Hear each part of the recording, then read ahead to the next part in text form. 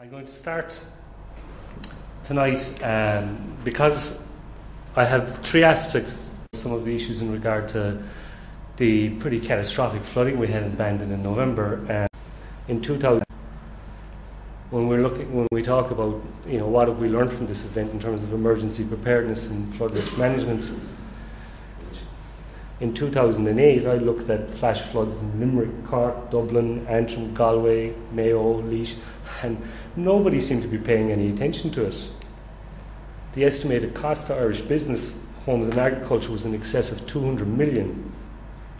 The insurance property cost for November was 244 million. Now that doesn't actually even touch the surface because a lot of businesses didn't have insurance. And a lot of them still even haven't got paid. So while the insurance industry claimed that it's cost 244 million, I would like to see them pay out some of that money to the people who've held policies with them. The three counties that were worst hit were Cork, Galway and Clare. In Cork, 144 million, but I mean over 10 million of that was at least in Bandon. That was just, I mentioned one business alone in Bandon where the cost was in excess of $1 million. But what we don't think about as much was that following that, in December and January, we had an extreme freezing period in Ireland, and the actual cost of that was more than the cost of the floods. It came out at 297 million. So the combined effect of just those two events on the Irish economy was 541 million euros at a time when we really cannot afford it. But we compare it to the UK. In 2007, the cost of flooding to the insurance industry in the UK was 4.27 billion.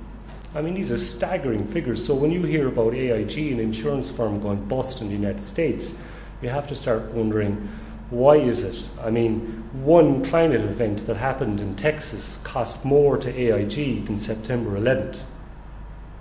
One climate event. Floods are the most common form of natural disaster in the world. Flood preparedness is to a large extent dependent on the ability of the relevant national, local and community institutions to communicate. Flooding and other disasters can cost business owners in three ways. We've talked about it in terms of damages, replacing products and loss of revenue. The startling fact is that as many as 25% of small businesses do not reopen after a disaster, and that figure is taken from the UK, and I think it's going to be significantly higher in Ireland. Because I walked one area of Bandon the other night and there was 22 businesses that were closed in one part of the town alone, and no sign of them reopening. The onus is on local authorities to implement a planning policy that includes flood risk management. Unfortunately, flood risk management often conflicts with and loses out to local authorities' targets for economic development, and this is understandable in many respects. The pressure that's there for economic growth, the pressure to permit new developments can place unhelpful constraints on planning departments. This can lead to the requirements for effective flood risk management being downgraded or ignored. Emergency planning and preparedness is first and foremost a local responsibility. There must be strong and reliable communication linkages, there must be clear lines of authority, and emergency response must include input from community and local government representatives. This was not really happening in my experience in November. If any new development is allowed within the flood-prone area, then the impact of that development must be taken into account to ensure that flood levels do not rise significantly due to the additional constriction of flow. Now, that wasn't done in 2006, and 2006 wasn't too far away in terms of the report that I gave an example of. The best way to reduce flood damages is to prevent development from occurring on flood-prone lands, but at the same time, Ireland, by and large, is built on a floodplain. So we cannot necessarily stop building on floodplains, but we have to do it better than what we're doing. As I said, nearly every town and city in Ireland is built to some degree on a floodplain. A major flood disaster is sometimes an opportunity to correct the planning errors of the past, and I think we should reflect on that in terms of the experiences that we've had in Cork City and in County Cork.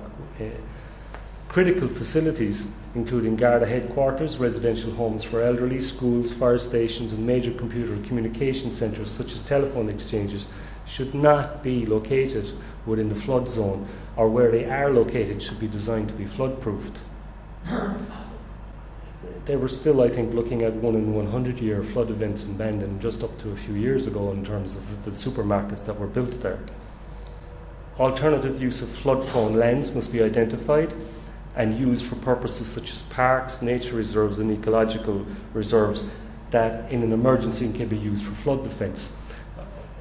Zoning and flood-proofing measures can be used to control development and reduce future flood damages, but the effectiveness of such measures is highly reliant on enforcement and maintenance, and we are not seeing enforcement and maintenance take place in this country, and in my view never have. We are sadly lacking in issues of enforcement by local authorities in this country. Local authorities are subject to development pressures and standards, and standards have a tendency to slip as the memory of flood events fades.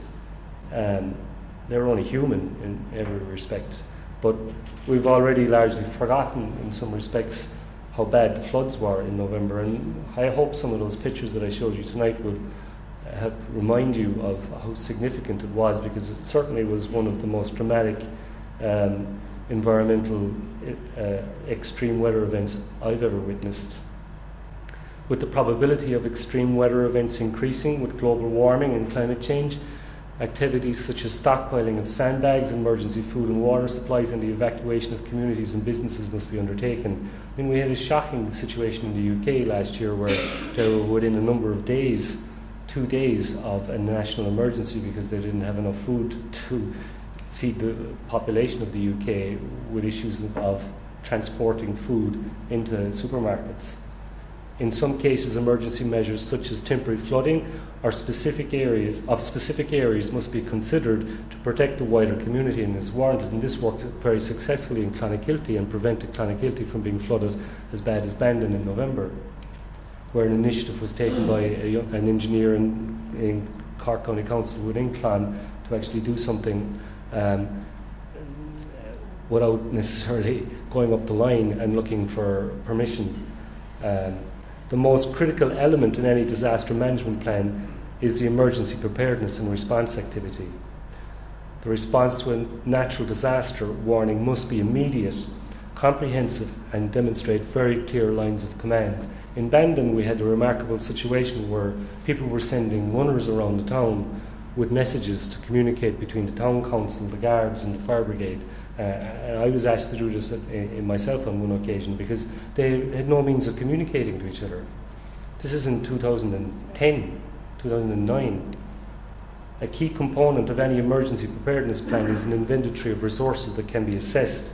In the case of flooding, this would include items such as emergency vehicles. All of the Garda cars were flooded in the compound, so they actually had no vehicles.